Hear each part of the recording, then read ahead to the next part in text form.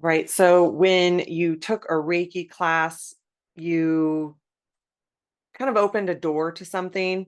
But one of the things that we encounter quite a bit is after Reiki classes, many people are asking, okay, now what? So, what we are covering this month, in the month of May, is that subject from different viewpoints. I've taken a Reiki class, now what? So we have this perspective from after we've taken a Reiki 1 and 2 class, becoming a practitioner, whether that's professional or not. Many people are called to that, many people are not. At the same time, a lot of the questions can be the same. And also, what after we take a master class or a level 3 class. So teaching Reiki is kind of the same process for a lot of people where you may not, maybe you're comfortable in your practitioner skills, but you are not quite ready to move on to teacher. So we're going to be looking at this from a few different angles. I would say more of what we are looking at this from is the energetic aspect of it from different subjects around the energetic aspect. So a few things that we're going to cover, for example, is like what happens if you feel stuck in your Reiki practice. Maybe you're not quite to the next point, but you're not who you were, right? So what do you do if you feel stuck, and different points around that. Do I need more Reiki classes, more training? Maybe you're feeling called to that. So there's that. Then self Reiki, and then of course community, and how all of these things can be a part of this aspect of after you've taken your Reiki class or your Reiki classes. Like I said, this can be an additional aspect after you've taken a Reiki master class, but you're not, maybe you're not called to teach, or maybe you're not quite ready to teach. So that is going to be our subject for the month of May. We'll, of course, see where it takes us. We're talking about this subject on the, from the back end of, well, there's a lot of energetic aspects to what happens after you've taken a Reiki class. Those sometimes can be subtle. Sometimes those are like a rocket ship. So you can see both sides of that aspect of after you taking a Reiki class. But then also, Colleen and I have really been talking about, additional support for people who have taken a Reiki class, because it's such a common question that we get. Now we do have like our next step classes, but that's a little bit different than many of the people are needing after Reiki classes. And we're not there with that yet, but I'm apparently speaking it into existence. So because these talks and everything are somewhat channeled, that wanted to come through. So we'll see the timeline on that, and see where that leads us. We have definitely had enough experience with those things to know that sometimes what we say now and when they actually manifest can be two different things. They have their own ideas about that. Anyway, we have a long journey today, so we'll get into some of the things. And again, we'll be talking about this all month long. So this is just kind of more of an overview of that. So, many of us we can come out of Reiki class and we can feel really exhilarated by the class. And then we get out into the real world and it can make us feel very unsure. So, how do I integrate this into my life? What are the hand positions? I don't know how to draw the distance symbol or even say the distance symbol. That is one of those that we can certainly feel unsure about.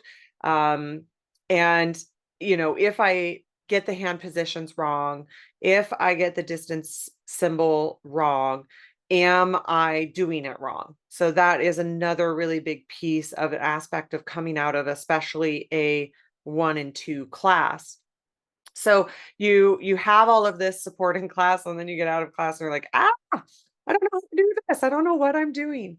One of the things to know is that you are not alone in that. That is very, very normal. I think pretty much every single person feels like that. Now, there's some of us that come out, maybe we have been in spiritual modalities for a long time and we feel a little more confident coming out. Maybe there's some of us that really just fake it until we make it. There's some of us that are better than others. For some of us, it's actually like the opposite. We're like, okay, no, I need to have this down. I need to know all of the details before I feel comfortable in practicing. So, you can see both things. One of the things to really know about Reiki and the worry that maybe I'm not doing Reiki right is that there's not really a wrong way to practice Reiki because intention is what matters. Obviously, we have the ethical aspects. We've talked about that quite a bit. And over the last month, we have the ethical aspects. We have to be within integrity. We have to be within ethics. We have to be appropriate, touching appropriate, things like that. But outside of that, there's not really a wrong way to practice Reiki. And we know that from personal experience. We know that from stories. We know that from the historical basis that, even the three big names in Reiki from the historical aspect, Usui, Hayashi, Takata, all had different styles of practice. Some were more intuitive, like Usui. And then you look at like the Hayashi healing guide and the way that he had to do it within the military. And then you look at Takata, she had her own parameters about how she needed to practice, being who she was in history. And so you can see that all of these different styles is that there's a lot of right ways. And one of the things that we can do immediately is self Reiki. Because there's not really a wrong way to do self Reiki for sure. We just place our hands, even if it's just on our heart space, even if it's just on our head, even if it's on one of the places that, we set our hands pretty commonly is, one on the abdomen and one on the heart. Those are all very common places to put your hands, and that is absolutely a right way to practice Reiki. And I know it can feel a little uncomfortable when you don't feel like like where to place the hands, the exact right hand positions coming out of a Reiki 1 and 2 class. Um, and maybe you want to start practicing on somebody else. To be honest, I mean, for me, I am a hands-on learner. I think so many of us are that unless I do the practice, I'm probably not going to get it down. And I know when I first started, I mean, heck, I was a teenager. For the most part, I'm just working from the top of the head to the bottom of the feet, and I might not do the hand positions exactly right. And even though now I know the hand positions, I'm still working an intuitive process. So they're still not exactly all of the foundational hand positions in the exact right order. But the more to the point is that there's not a wrong way to practice Reiki. When it comes to teaching after you get out of a master class, this is another place that can be really challenging in the now what. But there are a lot of support as far as outlines are concerned. And one of the things that you can really do is teach Reiki to somebody that to practice that. Because really what it comes down to is that, what's important is that you're bringing your heart and that the Reiki energy is connecting with the student. Like it's really not about us as teachers, although, of course, it's very normal to be nervous your first time. It's very normal to need to have your outline. We still work with the outlines. This many years later, I have my outline up on my desktop, or if I'm in person, I have a printed outline. There's certain things that as you get going, you're like, okay, well, I like to do this in this order, and I might switch a few things around on the outline, but those outlines are very complete. And I'm still going to have my printed outline. It has things highlighted, it has notes. That's very normal too. And I know that it's really helpful to have to practice teaching with somebody that you feel comfortable being able to shift things around. Maybe even they can give you some feedback about like, oh, I really loved the order of this and how this worked. But really, again, what it comes down to is that intention of that attunement, of that healing, of connecting that person to the Reiki energy. You have handouts for the symbols, you have, all of those kinds of things that are available to us as teachers are super helpful. And then at the same time, it's really about the attunement, because many of us have attuned people who there's different reasons why they're never going to be a teacher, or you need to attune them on the fly so that they have Reiki without teaching them a full class. And I know if you're going to be professional, of course you want to make sure that people are getting their money's worth, and that you are doing uh you know uh, uh, you're teaching them the things that they need to know. That's a little bit different. You kind of have both categories.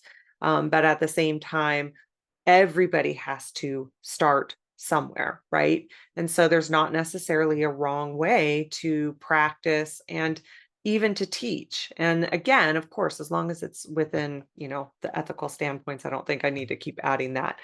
We all know that that's what I mean when I say that. One of the other places when you come out of Reiki is struggling to make time for self Reiki. And, you know, busy parents, working full time, all of those kinds of things. Like I totally get it. I'm in that same scenario. And I have found that we are all going through different cycles of how much we have and how much time we have to be able to be in our practices. And I look forward to the day where I can be in that cycle where it's like all day, every day. I think so many of us really would love to I just want to be in this all day, every day. And I have a Reiki business, so like I'm in it quite a bit. And at the same time, I can still struggle to make time for self Reiki. But here's the thing is that I also know that my relationship with Reiki isn't dependent on having an hour to be able to do self Reiki. If I can do it for 5 minutes, if I can bring it in on the fly, we talk about that all the time, Reiki on the fly, it is still guiding me. It is still helping me to be within more of my authentic self. It's still helping to move me into wellness, because even brief moments of Reiki create positive effects. And know that if some of us come out of a Reiki class and, maybe we already have a meditation practice that is, I'm doing a half an hour of meditation every single day, no matter what. And then you just add Reiki into that. And so that is an easy place that you can add it in. And I think that that's so beautiful. But to know that if that isn't necessarily you in this moment in time, or you're going to go through cycles where that's not you, that can shift. Cycles in our life always shift. And that it's still beneficial to bring in those moments of Reiki. It can be literally 1 minute of Reiki. You're taking a deep breath. You're, Reiki on, placing your hands on your body, and inviting Reiki to help you. Sometimes you can't even do that because, like, let's say you're driving, right? You're driving and you're like, okay, Reiki on, Reiki flow in, bring it in right now. I need it right now. Or I'm sending it to a situation. Like, let's say if you're driving and you pass an accident or something like that, I'm sending it. All of that matters, and it makes a difference. And it will make a difference for you in your life as well. You see those changes over time. One of the other things that is really big is comparing comparing your Reiki practice to others. Um, we also have this aspect where we um, feel like, because a lot of things that are talked about in Reiki are those really big eureka moments, those aha moments, those downloads, those times in which we have like the kind of mind-blowing peak experience type things. And so we feel like maybe if we don't have those, it's not working, or if we're not having strong experiences or sensations, we don't feel a lot, things like that. And after a Reiki class, maybe we didn't or did in the Reiki class, but after you come out of it, you're not having that type of experience. And to know that's very normal too. And again, we're going to be going in and out of cycles of that kind of aspect as well. And some people don't experience it like that at all. But what they do know is that they can experience the results of their of what Reiki is doing either for them or for others. And that is a huge piece of it. But I know that, it's one of the things that I think people are continuing to try to normalize, that if you don't have that big experience or experiences, that it doesn't mean that it's not there. It doesn't mean that it's not working. And we can certainly compare ourselves in that space, and that it can make us feel insecure, or make us feel like we have, imposter syndrome, that it's working for everybody else, but it's not working for me. And then, of course, the other thing that we can compare our Reiki practice is to others are the people who maybe have a long time established Reiki business, that they are, have students and clients, and look at how their Reiki practice is flourishing, and mine is not that yet. I want to have that, but it can be hard in the beginning. And so there's that aspect of it too, that to know that that's very normal, and everybody started out in that place. And so really trying to let go of that comparison can be really helpful. And the good thing that is there is that we have Reiki to help us with that, to release those layers of that comparison, which in this society is so easy to do, especially with social media, constantly comparing ourselves to people on social media. I wish my life was as perfect as you pretend. Maybe you don't pretend how it is, but you curate how it is on social media. Everybody does that. Everybody has this aspect of our lives that we are okay with people seeing, and other parts that we're not okay with people seeing. Even when we live on social media authentically, um, and that's okay too. But the aspect of social media can really lead to that. And just to remember that the things that we see on social media are not always real. And so that's a big aspect. But Reiki can come in and help support you in that. Um, and so that is a really good thing about it, because it releases all of those cultural expectations. We all move in our own natural cycles of growth. We all move in the timing that is meant for us. Sometimes we just recorded a podcast with Danny yesterday. It'll be released down the road, but she was talking about, she's like, I had every ingredient to make this perfectly happen, and then life had other ideas, and now you look back and you know that that's all happened for a reason, and things like that. We all have natural cycles of this, spiritual development, and being in that trust. Some It's not always easy around it, and to know that also there are people out there who need your voice and your perspective, and it's different from every single person. And that your voice and perspective within this industry, feels like a wrong word to use, but I'm just going to use that, in this space, that's a better word, space is important, and it can help others, and your growth and your life experiences and your relationship to Reiki. It's that idea of when the student is ready, the teacher appears, and that there is enough space for every single person. And that's the cool thing about Reiki, is that it is in this place where it's growing, and there's so many people in the community that are in that abundance mindset of like the more the better, and that this modality is so helpful and so healing, and we want to see everybody have access to it, and everybody resonate with it in different ways. And so there is space for that, and to know that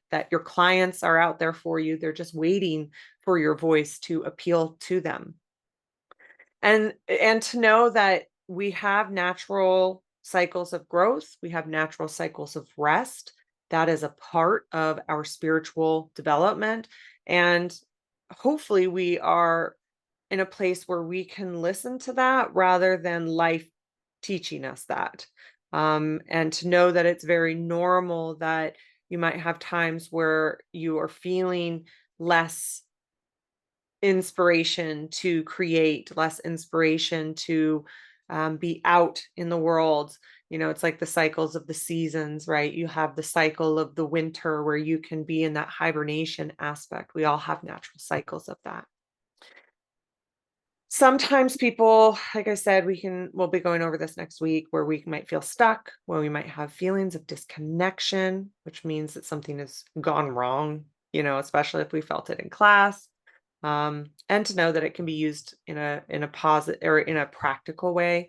And so we're going to talk about that next week. So I'm not going to go too far into that. And there's also this aspect of like, how do I use Reiki, whether it's in a daily life situation, or whether it is in sessions, in a spiritual capacity. And we can feel like we just don't know it well enough. Like I said at the beginning, how do I draw the distance symbol? Am I doing this right? Am I getting the hand positions right? Just know that that all comes with time. It all comes with time and practice. Our practice deepens as we practice, and to just settle into that. It's not to say that we don't want to continue to learn, but it's like it's that part of it. It's like we have the energy, and then we have the system, and that part of it is a skill just like any other skill. You memorize the hand positions just like you memorize song lyrics. You memorize the distance symbol just like you memorize a language. All of that comes within time. Well, I guess with the distance symbol, you literally are memorizing a piece of language, but it all comes in time. So just to know that, just keep going, and your confidence will build as you have practice. You will have more self-trust. So that part of it is like any other skill. When you're learning a language, when you're learning an instrument, when you're learning, I don't know why woodworking came out. Maybe somebody in here is a woodworker. It's just like all these skills. It comes with time, I promise. And to know that just as you continue to practice, all of that builds, and your confidence within it builds, and your self-trust within it builds. On top of it, you have this whole aspect of your intuition developing. That happens over time. Movement towards wellness, however that looks, happens over time. And Reiki supports that. So, we'll be talking about community, how that's super helpful. One of the great things about this online format is that we are able to have community online when maybe that might have been a little bit harder in the past, and how important that can be within Reiki and our Reiki practice, because we get to hear each other say the things that, like, the experiences that we're having, and how do we talk about that? Sometimes we can't talk about that in our home life. And so that can be super helpful. And in the support, we can ask questions. We can talk about these things. Like, I had this happen, or, oh, what's this one line on the distance symbol? And sorry to pick on the distance symbol, because, but if you know, you know. So, it can be challenging to remember at first. So there's that aspect. Also that we can have this fear that without constant practice, that our Reiki abilities will diminish. Reiki is always there. It never leaves us unless we, go through ceremony to have it leave us. But people can come back to it after. You hear this all the time in teaching. People can come back to it. They may have gotten their attunements 10, 15 years ago. And they're like, I just didn't use it all that much over life. Every once in a while I would. And so I'm just coming back to it, and it's still there. That connection is still there. And Reiki is an enlightened energy. It doesn't get jealous or mad at us if we haven't used it in a little while. That part of Reiki just does not exist. There's no duality within it. So you don't have to worry about that aspect. Sometimes as humans, like, we need to have those practices to connect us, for us to feel more connected. But that's not about the Reiki energy. That's just about our human minds, and maybe even some limiting beliefs. And guilty also. Like, I also feel like I need that. It's helpful for me. So I'm not saying that it's like that's true for me too, that I need that ceremony. I need that activation a lot of times in order for me to feel connected, even though I know it's all within me anyway. Um, but there's all those things that can get in the way of me remembering it and being in my remembering of that. So but just know that the Reiki energy is always there. It grows with you even during our pauses. It grows with your life. And even if you just call it in when you're in a moment of a challenging life experience, that that it's still there, even if it's been 10 years since you have fully been in your practice. And then the other thing is that people experience is they've taken a Reiki class because they are in another spiritual modality, or a Reiki class has led them to another spiritual modality. I'll just use sound healing, for example. And so, that one, or yoga can be common. And so, like, how do I integrate this? And what do I do now? Where do I go from here with this? What do I do next? Like, I've taken this class now. How do I integrate this? So that's another place that people can have uh, questions around. And one of the things that Colleen and I say with that really commonly is there are, you can take classes on how to do that. But also, if that's not necessarily like on, right in front of you in the way that you need it to be, ask Reiki, ask the sound healing, because they will show you in how they are going to integrate with not just like your daily life. It will show you that too, but also within the other modalities that you might practice. Ask them, and just be open to those messages. Just be open to being intuitively guided with it, and to know that it will show you within your practice, even outside of other tips and tricks that people may have.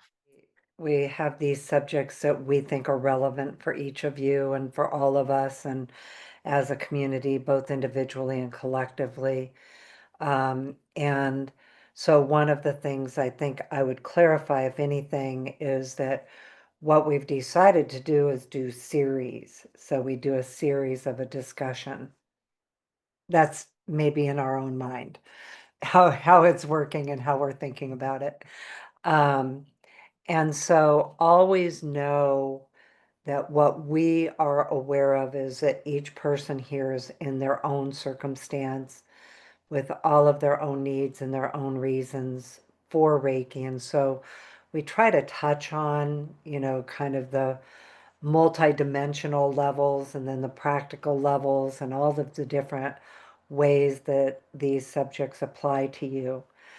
And so then the other thing that we've decided to do in these series and in each week discussion, as you may have known that or noticed over time, that we have been doing these Reiki journeys for you. And, always know that they are very much like a Reiki session.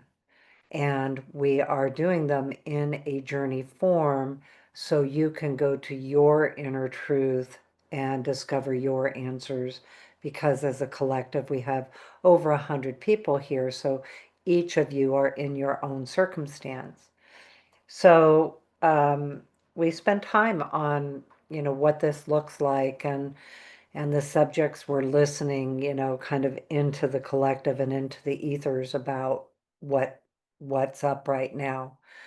So in this particular topic with, you've taken a Reiki class, now what? Some of that is just generated, so by questions that we receive, things that we see, things we're thinking about ourselves, different topics that show up. So and then also because we are engaged in so much community and communication with our Reiki community, we also hear a lot from all of you. Um, Hold on, distractions. My phone lit up. Um, anyway, from all of you. So one question that came up at, like Helene said, your topics always come up at a perfect time for me in my life, and we just hear that a lot, and it's us too. So even though we may be at another level of it, we're still always kind of in these topics and in these thoughts. Okay, the other thing that we have seen now is also that our journeys are kind of getting longer with hopefully helpful questions that can help you go inward to listen to yourself because your answers are always your answers. So we're using automatic writing for those of you that like automatic writing. And then also, if you prefer to just listen and retain your information and kind of let Reiki show up, um, you can do that too. The other thing to know is that a lot of times, because you've asked these questions in a very conscious way, you may receive your answers later. You may receive them through insights after this, those, sudden aha moments, or it also generates those sudden aha moments, even in a completely different subject, because you've now engaged your consciousness on this level of, really going in a little bit deeper to your own truth.